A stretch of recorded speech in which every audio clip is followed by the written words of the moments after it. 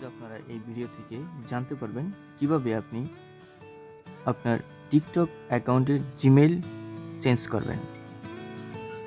তো চলুন বন্ধুরা শুরু করা যাক। সর্বপ্রথম আপনারা আপনার অফিসিয়াল টিকটক অ্যাপটি ওপেন করবেন। তারপর নিচে এসে দেখবেন যে প্রোফাইল আইকন আছে, এখানে একটা ট্যাপ দেবেন। তারপর উপরে থ্রিডার লাইন নামে একটা অপশন আছে, এটাতে ট্যাপ দেবেন। তারপর সেটিংস অ্যান্ড প্রাইভেসিতে একটা ট্যাপ দেবেন।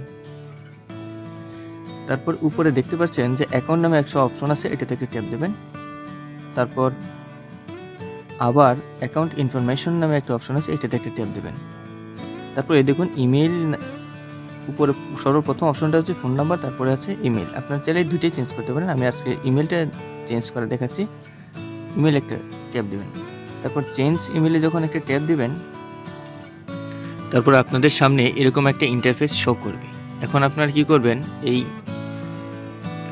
জায়গাতে আপনার এন্টার ইমেল যেখানে আছে লেখা, এখানে আপনারা একটা ইমেল সেট করে দেবেন। অর্থাৎ যে ইমেল অ্যাড্রেসটা আপনি এখানে নতুনভাবে দিতে যাচ্ছেন, সেই ইমেল অ্যাড্রেসটা এখানে দিয়ে দেবেন।